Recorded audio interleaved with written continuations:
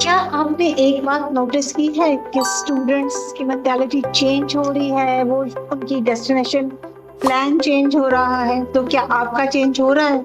अगर नहीं तो आज वीडियो के बाद जरूर चेंज हो जाएगा। आज हम एक ऐसे कंट्री की बात कर रहे हैं जहां वर्किंग आवर्स भी ज्यादा है, जहां की ट्यूशन फीस भी वीजा के बाद देनी है, जहां की पीआर पॉलिसी सब के लिए है, कोई प्रोग्राम कैप कोई डिसिप्लिन कैप नहीं है, जहाँ का पोस्ट स्टडी वर्क परमिट सबको ही मिलता है, जहाँ मल्टीपल इंग्लिश टेस्ट एक्सेप्टेबल हैं। तो ये वो कंट्री है जो खूबसूरत है, वेदर बहुत अच्छा है, एनवायरनमेंट अच्छा है, इंटरनेशनल स्टूडेंट्स फ्रेंडली है, कोई रेसिज्म नहीं है और बीचेस इतने खूबसूरत हैं कि वापस तो आने को दिल ही नहीं करता।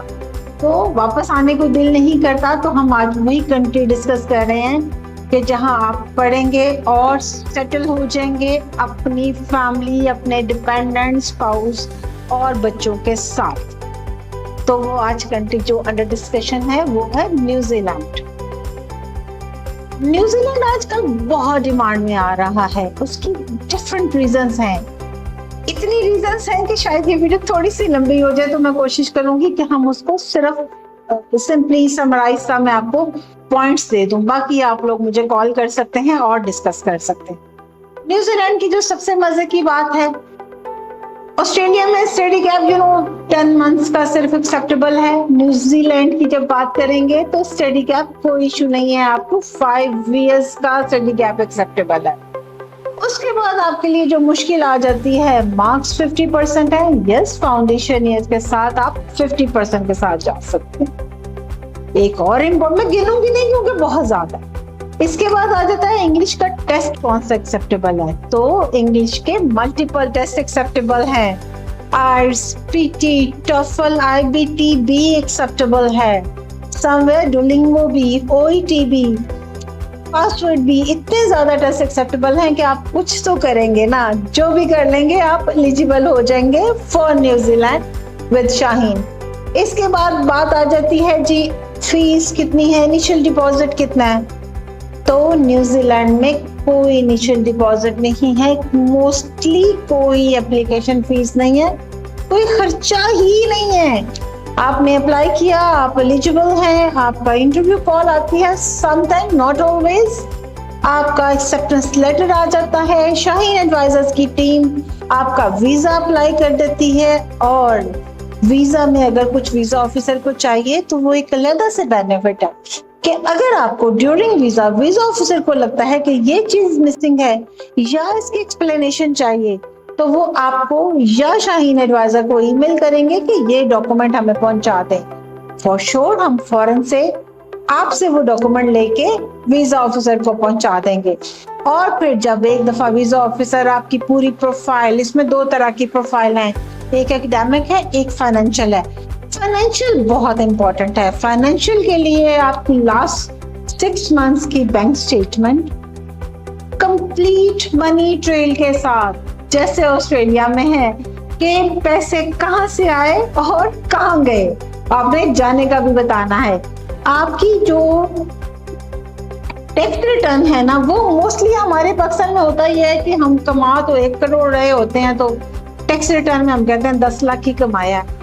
तो हमारी जो टैक्स रिटर्न है ना, वो अकॉर्डिंग टू बैंक स्टेटमेंट एक तो होनी चाहिए, बहुत जरूरी है। वो आपका जो टैक्स फाइल करता है आप उससे डिस्कस करेंगे अभी से फॉर अक्टूबर सेशन और फॉर Jan 27 कि ये हमारी है। तो अब जब आपकी टैक्स रिटर्न फाइल करे तो वो आपकी बैंक स्टेटमेंट के मुताबिक हो, जितना आपने कमाया है उतने की ही वो टैक्स रिटर्न में शो होना चाहिए कि आपकी एनुअल अर्निंग इतनी है। और फिर जब आपने वो पैसे आए हैं वो कहाँ कहाँ जा रहे हैं। एक 2 लाख से ऊपर अगर आपने पैसे निकलवाए हैं ना, तो आपने बताना है कि वो पैसे कहाँ गए। और अगर 5 लाख आए हैं अकाउंट में तो आपने बताना है हमारी सुपरविजन में, शाहीन एडवाइजर्स की सुपरविजन में, कि वो पैसे कहाँ से आए कहाँ गए। ये बहुत इंपॉर्टेंट है। कवर लेटर हम खुद आपका लिखेंगे, तो आपको परेशान होने की जरूरत नहीं है, आपके साथ बैठ के लिखेंगे। ये कोई एआई वाले कवर लेटर यहाँ पे नहीं चलेगा।